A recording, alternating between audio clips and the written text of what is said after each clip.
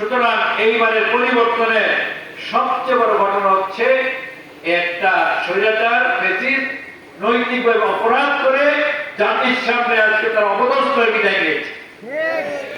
এই প্রেক্ষাপটে অতীতের তিক্ততার কারণে যারা শাসক ছিলেন ভাগ্যের পরিবর্তনের জন্য জনগণ বারবার যাদেরকে ম্যান্ডেট দিয়েছিল তারা জাতিকে হতাশ করেছে। সেই প্রেক্ষাপটে জাতি প্রত্যাশা করছে যে পরবর্তী দেশ পরিচালনার দায়িত্ব যদি চরিত্রবান সৎ যোগ্য লোকদের হাতে আসে এবং সেই শক্তি হিসেবে জামাত ইসলামীকে কনসিডার করছে। জামাতের সাংগঠনিক শৃঙ্খলা, নৈতিক চরিত্র সম্পন্ন একদল কর্মী বাহিনী, আদর্শের ব্যাপারে কমিটমেন্ট, অতীতের ত্যাগের ইতিহাস এই কথা সাক্ষ্য গ্রহণ করে।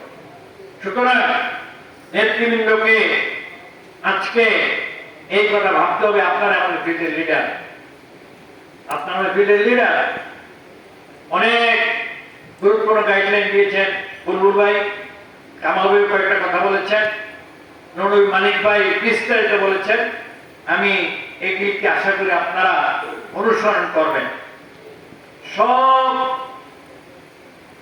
পরিবেশ ফার্টাইল, পূর্বর পরিবেশকে এনকেশ করতে হবে, এটা পুঁজিতে ঘরে আনতে হবে।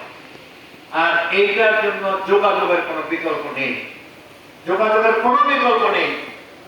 আমার প্রথম কথা হচ্ছে এই যোগাযোগের ক্ষেত্রে কৌশলী হইতে হবে। পয়েন্টগুলো আসছে, কিছু কিছু কথা রিপিটেশন হবে।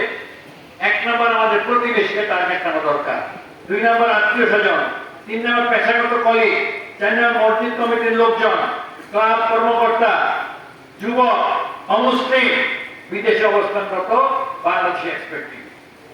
এইভাবে ক্যাটাগরি করে করে করে তাদের সাথে যোগাযোগ করতে হবে, একবার নয় বারবার যেতে হবে। পরিকল্পনার নির্দেশিকা বলা হয়েছে কমসে কম 3 বার যেন আমরা যোগাযোগ করতে পারি এই নির্বাচনের পিরিয়ডের মধ্যে। এবং এটা আমি ব্যক্তিগতভাবে নির্বাচনের কর্মী সারা জীবন ছিলাম, যোগাযোগের বিকল্প নেই। যোগাযোগ করলে একবার একটু সফট হয়, দ্বিতীয়বার সমর্থ হয়, তৃতীয়বার কর্মী হয়ে যায়। বারবার যোগাযোগ করতে হবে। প্রিয় বন্ধুগণ, এই কৌশলটা আমরা যেন কোনো ক্রমেই ভুল না করি।